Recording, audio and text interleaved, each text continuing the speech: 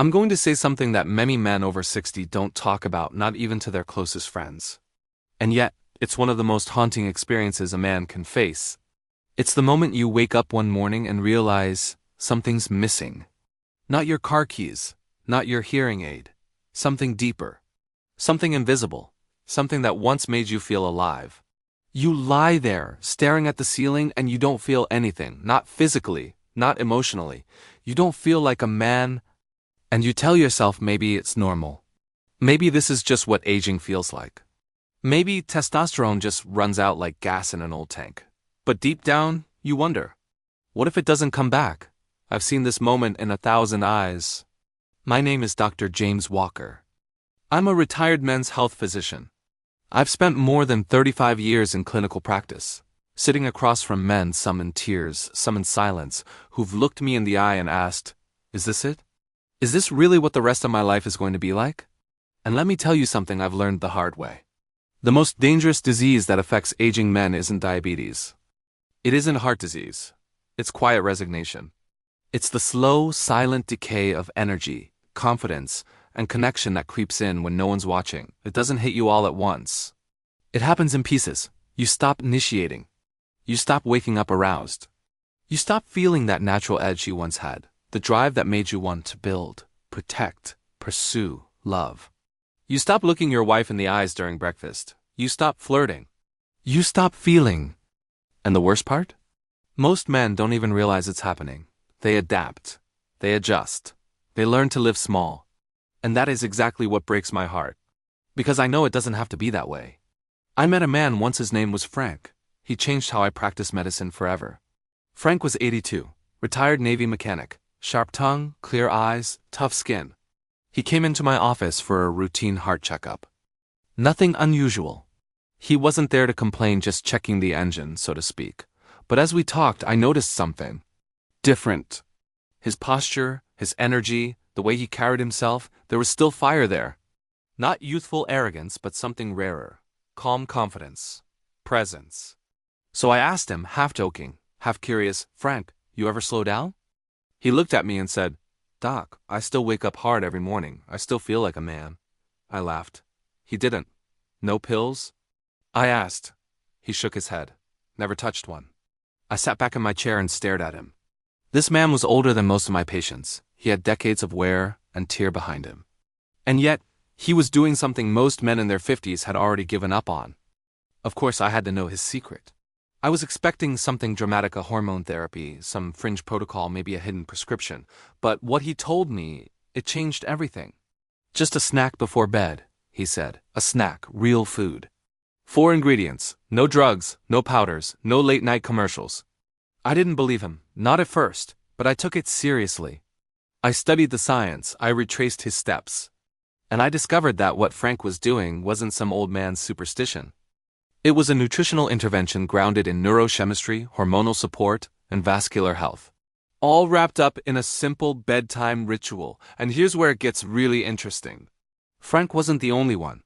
After I started introducing this same approach to some of my patients' men who were tired, embarrassed, ashamed of feeling less than, the results were staggering.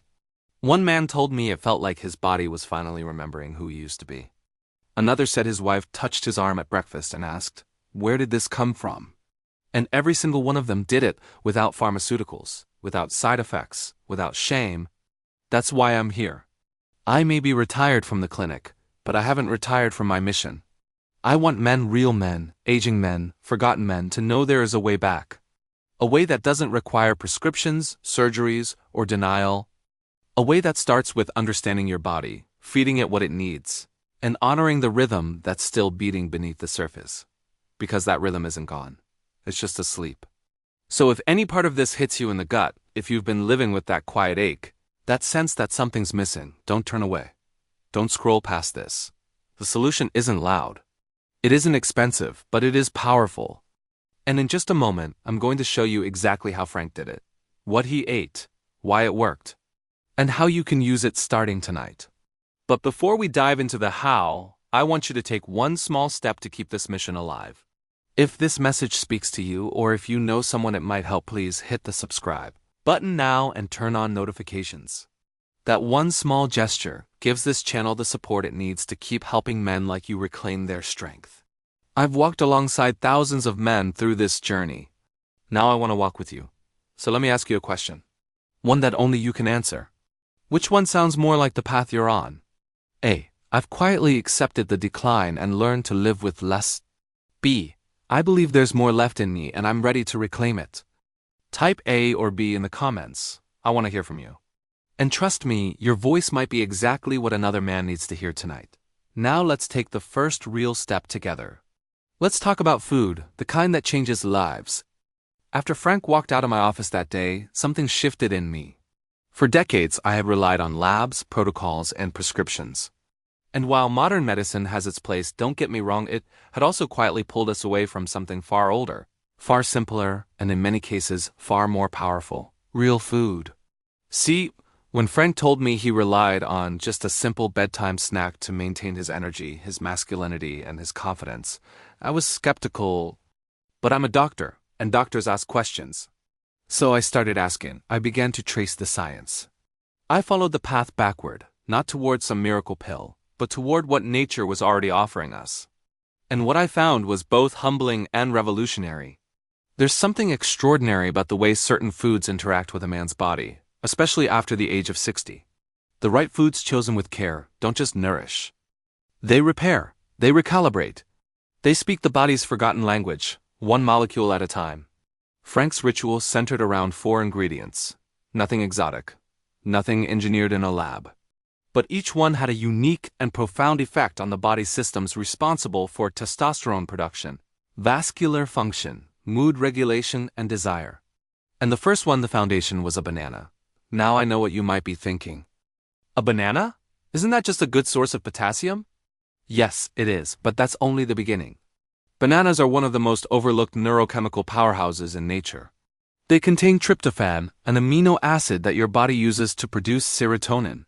And serotonin isn't just a feel-good neurotransmitter.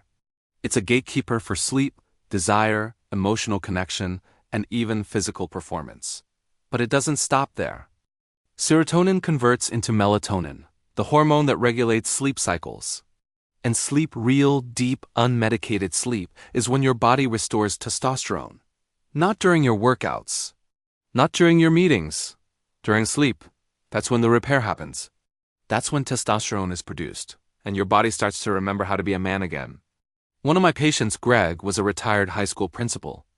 He'd spent his whole life being strong for others, but now in his late 60s, he felt like the wires had come loose. He couldn't sleep. He felt disconnected from his wife. He couldn't remember the last time he'd woken up feeling right. I told him to add 1 banana to his nightly routine. Nothing else. 2 weeks later, he called me and said, "Doc, I don't know what's happening, but something's coming back." That was just the beginning. The next ingredient Frank used? Saffron. Now, when I first heard that, I raised an eyebrow. Saffron is one of those things most people have heard of, but rarely use. It's expensive. It's exotic. It's often associated with gourmet cooking or ancient rituals. But its power, especially for men, is staggering. Saffron contains compounds like crocin and saffronol, which act as natural mood enhancers and adaptogens. They work on the central nervous system to reduce anxiety, lift mild depression, and help the mind reconnect with the body. That's critical because what many men don't realize is that desire doesn't just come from below the belt, it begins in the brain. I had another patient, Marcus, 71 years old. He came to me after losing his wife to cancer. He had started dating again, but he said, "Doc, I feel numb, like my body forgot how to respond." We worked on sleep, stress, nutrition, but the shift didn't really happen until I suggested he try saffron. Just a pinch, steeped in warm water, each night. 3 weeks later, he came in smiling, not grinning smiling. The kind of smile that comes from somewhere deep. "It's working," he said. "Not just my body, my mind feels alive again." That's the kind of healing no pill can deliver. Next comes cinnamon, but not just any cinnamon. There's a lot of confusion out there. The kind most people sprinkle on toast or oatmeal is called cassia cinnamon. It's cheap. It's easy to find. But it's also high in coumarin, which can be toxic in large amounts. The one Frank used is called Ceylon cinnamon, also known as true cinnamon. Ceylon cinnamon does something incredible for older men. It opens up the blood vessels, it reduces vascular inflammation. It helps regulate blood sugar. Why does this matter? Because erections aren't just about hormones, they're about blood flow. And if your vessels are stiff, inflamed, or blocked, it doesn't matter how much testosterone you have, you're not going to perform. I remember Bill, a 74-year-old former truck driver, stubborn as hell. He didn't want pills. He didn't want tests. I just want to feel something again, he said. I put him on a nightly ritual: banana, saffron, and just a quarter teaspoon of Ceylon cinnamon. 4 weeks later, he came back with tears in his eyes. Doc, it's back. Not like when I was 20, but it's real, it's steady, it's me. That's the kind of quiet victory I live for. Finally, the most surprising ingredient of them all: raw honey, not the processed stuff you buy in plastic bears. I mean real, unpasteurized, enzyme-rich raw honey. The kind that still holds the life inside it. Raw honey supports testosterone in two powerful ways. First, it contains boron, a trace mineral that's been shown to boost free testosterone levels. Second, it helps balance blood sugar and support liver function. And your liver? That's where excess estrogen is broken down. Too much estrogen in a man's system creates imbalance, fog, fatigue, and a loss of drive. Raw honey also increases nitric oxide, a compound that allows your blood vessels to relax and expand. That means better blood flow to every part of your body, including where it counts. George, a 69-year-old former firefighter, had come to me feeling like life had turned him gray inside. He wasn't just tired. He was deflated. I had him add 1 spoon of raw honey to his nightly snack. That was it. 3 weeks later, he said, Doc, it's not just that I feel better, I feel brighter. Like someone turned the lights back on. And that, my friend, is the miracle of real food. Each of these ingredients, banana, saffron, Ceylon cinnamon, and raw honey, works on its own system. Hormones, neurotransmitters, blood vessels, the nervous system. But together, they form a web of support that the aging male body responds to beautifully. Not in one night, not like a jolt, but like a rising tide, steadily, gently, completely. You see, real healing isn't loud, it doesn't rush in, it whispers.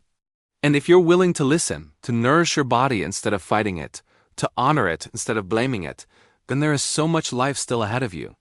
You are not too far gone. You are not too late. You've just been missing the language your body still speaks. And now you know how to start listening. People often ask me, Doctor, is it really that simple? A bowl of food before bed? And I understand their skepticism. We've been conditioned to believe that anything meaningful has to be complicated, packaged, prescribed, marketed, measured. But sometimes the most powerful solutions are the ones that ask us to slow down and return to what we already know. What Frank shared with me wasn't just a recipe. It was a ritual. And like any true ritual, it was layered with meaning, rhythm, and intention. That's what most men miss when they first hear about it. They think it's just a snack. But what it really is a signal, a message to the body, a conversation with the nervous system. A moment of surrender to the wisdom that aging doesn't mean disappearing, it means refining. When I began sharing this nightly practice with my patients, I never introduced it as a cure. I introduced it as an invitation. I'd say, try this not as a fix, but as a way to speak to your body again. A way to say, I haven't given up on you. Let me walk you through what I tell them. You start with 1 ripe banana, not green, not overly freckled. Something soft enough to mash with a fork, but still rich with life. You peel it slowly. You place it in a small bowl. You don't rush this part. This isn't a chore, it's a message. You mash it gently, and as you do, you breathe. That's the part no one tells you. When you prepare something for yourself with care, your body responds before you even take the first bite. Next, you take a pinch of saffron, either a few delicate threads or about 1/4 teaspoon of powder. You sprinkle it into the banana. Let it settle in. Saffron has been used in ancient medicine for centuries, not just for the body, but for the soul. Its golden hue isn't just beautiful, it's symbolic.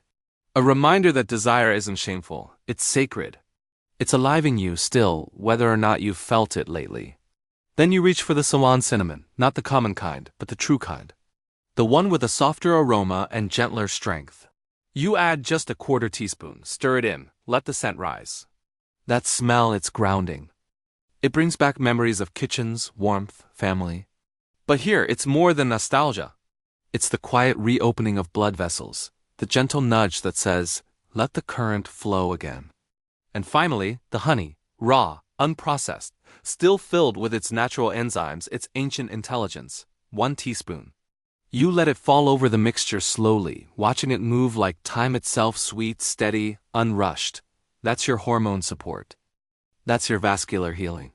That's your reminder that nature, when unaltered, holds a kind of grace no synthetic solution can replicate. Now here's the most important part. You eat it without distraction. No phone in your hand. No television blaring in the background. No rush to finish. Just you, this bowl, and the message you're sending yourself. I'm worth this. And when you finish, you don't jump up to clean the kitchen or check your email. You stay still. You let your body receive. You dim the lights. You sip warm water or perhaps a mild herbal tea if you like. You turn away from the noise of the day and move towards something softer. This is what I call the restoration window, the 30 to 60 minutes before sleep when your body is listening most. It's when your nervous system begins its descent. Your heart rate slows, your mind drifts from activity to reflection. And it's in this state that your body begins to turn nutrients into chemistry, chemistry into signals, signals into recovery. What most men never realize is that their decline didn't happen overnight. It happened by 1,000 quiet decisions. Staying up too late, skipping meals, ignoring stress, reaching for pills instead of reflection. So why should healing be any different? It's not about the snack, it's about the choice to re-enter relationship with your body. One night at a time, I remember a man named Harold. He was 76, a retired accountant, polite and well-spoken. When he came to me, he looked tired, not physically, but spiritually. Doc, he said, I just feel faded, like a man whose edges have worn down. I gave him the same guidance I'm giving you now. No hype, no promise, just a practice. He called me 6 nights in. I don't know what's happening, he said. But something's shifting. I'm sleeping deeper. I'm dreaming again. And for the first time in years, I reached for my wife without second-guessing myself. That's the beauty of this ritual. It doesn't demand. It invites. It doesn't force performance. It restores presence. And that's what I want for every man who hears this. To experience what it feels like to show up again. Not just in the bedroom, but in the morning, in the mirror, in the way you walk into a room, not like a teenager chasing adrenaline, but like an elder rooted in strength, radiating quiet confidence. It's easy to underestimate something so small, to dismiss it as symbolic. But let me tell you, symbolism matters. Because we become what we repeat. And if night after night you repeat the ritual of care, of nourishment, of intention, then your body will remember. It will remember how to heal, how to sleep, how to desire, how to rise. That's not theory, that's physiology. And it's also poetry. You don't need to believe me. Just try it. Give it 10 nights. Make the bowl, eat it slowly. Go to bed with softness, not tension. And see what returns not just in your body, but in your life. This isn't a treatment plan, it's an act of respect. And it might be the first one you've given yourself in a very long time. So tonight, don't just eat, begin again. As a doctor, I was trained to measure progress in numbers, blood pressure, hormone levels, cholesterol panels, lab results. But after decades of sitting with men and listening, not just diagnosing, I've come to understand something that no textbook ever taught me. The real transformation begins when a man starts to recognize himself again. Not just in the mirror, but in the way he stands, in the way he breathes, in the way he speaks. When I first began sharing the bedtime ritual with my patients, I expected them to report better sleep, stronger erections, more stable energy. And they did. But what surprised me, what moved me, was what happened beyond the bedroom. Men who once walked into my office with their heads down started looking me in the eyes again. They didn't just feel better. They carried themselves differently. There was a shift, not loud, not flashy, but unmistakable. Let me tell you about John. John was 72, a retired history teacher with a sharp mind and a gentle demeanor. When I met him, he was recently widowed, decades of marriage behind him. He came in not because he was looking for intimacy, but because, in his words, he felt like a ghost in his own home. He said something that stuck with me. Doc, I don't miss sex. I miss feeling present. We began the nightly ritual. Banana, saffron, cinnamon, honey. No promises, just practice. Weeks went by. His sleep improved. His appetite returned. And one day, he said something that stopped me in my tracks. My granddaughter came to visit, he said. We were playing cards, and out of nowhere she said, "Grandpa, you look happy again." That moment didn't come from a pill. It came from reconnection. Because when a man starts healing from within, his whole life begins to reflect it. He becomes less reactive, more patient, more willing to engage with the world. He begins to enjoy silence again, not because it's empty, but because he's no longer afraid of what he might hear in it. I've watched husbands who had drifted into quiet distance begin flirting with their wives again, not with bravado, but with warmth. I've seen men begin to reach for their partners at the dinner table, rest their hand on the shoulder, or lean in with interest instead of habit. Not because they were instructed to, but because they wanted to. Because desire had returned, not just the physical kind, but the desire to be with someone fully. That's what no one talks about when they speak of male vitality. It's not just about sex, it's about aliveness, it's about presence. A man who feels whole again doesn't just perform better. He listens better, he laughs more, he becomes curious again. He finds himself singing under his breath or whistling while making coffee. Small things, yes, but life is made of small things. I remember another patient, David, 68, an ex-engineer. Precise, logical, slow to open up. He'd been married for 40 years, but he told me, "It's like we're just roommates now." He didn't say it with anger. He said it with grief. We worked together, slowly. He took to the nightly snack like a man building a bridge. Methodical.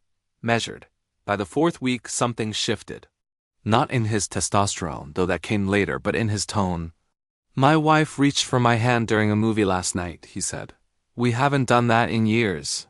And I didn't pull away. He paused. I forgot what that felt like. Moments like that don't come from medical breakthroughs. They come from inner return. When a man begins to feel strong in his body again, he makes different choices. He eats with more awareness. He moves with purpose. He doesn't reach for the glass of whiskey just to fall asleep. He doesn't withdraw from family dinners. He participates. Not because he's trying, but because he's awake.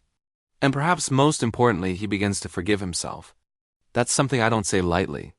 Because many of the men I've treated over the years carried shame. Shame for not being the husband they wanted to be. Shame for losing their edge. Shame for growing old in a world that worships youth. But when they begin to reconnect with their physical strength, even in subtle ways, something beautiful happens. They stop measuring themselves by what they used to do and start appreciating who they still are. This ritual, this simple act before bed, it's not about going back to who you were. It's about becoming who you are now, with all your years, your scars, your wisdom. And from that place, love becomes possible again. Joy becomes accessible.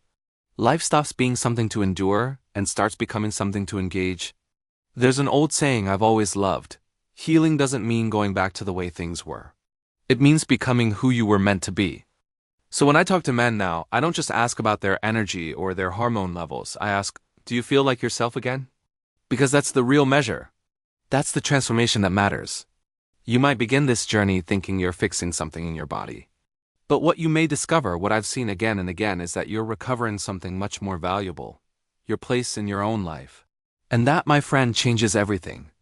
If you've stayed with me this far, then let me speak to you now not just as a doctor, but as a fellow man who's seen enough years, enough losses, enough quiet victories to know what really matters. You've listened to me talk about food, about sleep, about hormones, and blood flow. But underneath all of that, we've been talking about something much deeper. We've been talking about the part of you that refuses to disappear. I've spent over 3 decades walking alongside men in every stage of life through heart attacks, divorces, new love, late-in-life fatherhood, grief, triumph, and quiet beginnings. And if there's one thing I can say with certainty, it's this. You are not finished. I know the world tells a different story. Somewhere along the line, our culture decided that after a certain age, a man is meant to fade, to shrink back, to watch life through the window instead of standing in it. You're told that your best years are behind you. That strength, desire, relevance, they belong to the young. But I've seen what happens when a man dares to challenge that narrative. When he decides that his story isn't over and that he still has chapters left to write. Not in desperation, not in defiance, but in quiet ownership of the truth. That life doesn't end at 60, or 70, or even 80. it changes. And if you're willing to change with it, it can become deeper, richer, and more meaningful than anything that came before. This ritual I've shared with you, this small bowl of food before bed, it's not a miracle, it's not a trick, it's a doorway. It's a way of saying to your body, I remember you. I respect you, I'm listening now. And when a man begins to listen to his body again, not out of fear, but out of reverence, he begins to rebuild trust with himself. That trust is what opens the door to everything else: energy, connection, desire, rest, and joy. You may have started this journey because you were tired of feeling empty, foggy, invisible. But now you know your body isn't broken. It's waiting. And your heart, it's not too old to love, to hope, to beat with purpose. It's simply been waiting for you to come home. And let me be clear, this isn't about turning back the clock. It's about owning your time. There is wisdom in your hands. There is experience in your voice. There is quiet fire still burning in your soul, and the world needs that. Your family needs that. Your partner needs that. You need that. One of my last patients before I retired told me something that I've never forgotten. He said, "Doc, I used to think I was just watching the curtain close. But now I realize I've still got something to say before the lights go out." And he did, we all do. But no one can make that decision for you. You have to choose to stay in your life. You have to choose to show up for yourself, not in some grand heroic gesture, but in the simple, nightly practice of giving your body what it needs to thrive. In treating yourself not like a machine that's breaking down, but like a living, breathing, sacred vessel that's evolving. Because when you do that, something remarkable happens. You begin to live not out of habit, but out of presence. You start to wake up not just in the morning, but in your very being. You eat better, you move with more grace. You speak with more clarity. You begin to remember the man you were always meant to be, not just when you were 20 or 40, but right now in this moment, at this age, with this body. That man isn't lost. He's just been buried under years of noise, stress, responsibility, and the false belief that it's too late. It's not too late. It's never too late. Not for love, not for strength, not for vitality, not for purpose. I've seen men in their 80s find joy again. I've seen widowers fall in love again. I've seen grandfathers play on the floor with their grandchildren like they were young again. And I've seen the moment, the exact moment when their eyes light up, and they realize, I'm still here. So if you're hearing this right now, take it as your sign. Not from a doctor, not from a stranger, but from someone who's walked beside men like you for a lifetime. You're not too old. You're not broken. You're not finished. You are just getting started. Start with one small act of care tonight. Make the snack. Dim the lights. Turn off the noise. Take a breath. Let your body remember what it feels like to be honored, not ignored. To be supported, not silenced. To be seen, not dismissed. And when you wake up tomorrow, whether with a spark or just a sense of calm, remember this moment. Because it means something is returning, something real, and that something is you. Now go live like the man who knows he's not done yet. Because you're not. You've only just begun. After all we've discussed about energy, manhood, sleep, hormones, food, and presence, what remains at the core is not just science, not just a recipe, but a return to self-respect, to wholeness, to a sense of being awake in your own life. What we've explored together isn't some fad or shortcut. It's a quiet revolution that begins not in a clinic or a lab, but in your own kitchen. It's in your choice to sit with yourself each night, to prepare a small bowl of nourishment with care, to say, through action, that you still matter. What astonishes me, even after decades as a physician, is how much changes when a man decides to care again. Not out of vanity, not out of shame, but out of the simple desire to feel connected, capable, and alive. That's what this journey is really about. It's not just about testosterone or blood vessels or neurotransmitters, it's about reclaiming your rightful place in your own story. The ritual we've built together, this nightly practice with banana, saffron, Ceylon cinnamon, and raw honey, does more than support your physiology. It realigns your relationship with your body. It quiets the noise of defeat. It opens the door to a new chapter, one rooted in presence, not performance.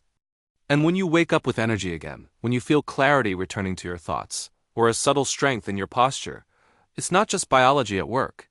It's dignity. It's identity.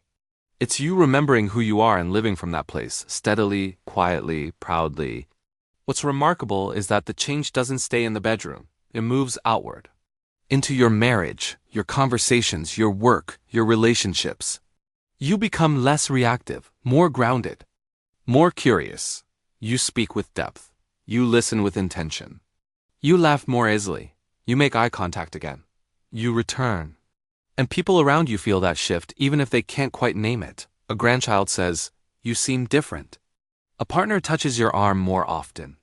You start to look in the mirror and recognize yourself again. Not the younger man you used to be, but the wiser, fuller man you are now. That's the heart of it. You haven't lost your strength. You've just outgrown the version of strength you used to know. And now you're reclaiming it on new terms. Not fueled by adrenaline, but by awareness. Not driven by ego, but by quiet purpose. So let this be your reminder. Your story isn't over. Your health, your desire, your clarity, your connection, none of it is gone. It's waiting for you to slow down, to listen, to choose again. You are not finished. You are unfolding. And it all begins with that 1 minute each night when you choose to nourish instead of neglect, to honor instead of ignore, to believe instead of surrender. That's not just self-care, that's self-respect. And it's one of the most powerful things you can give yourself at this stage of life.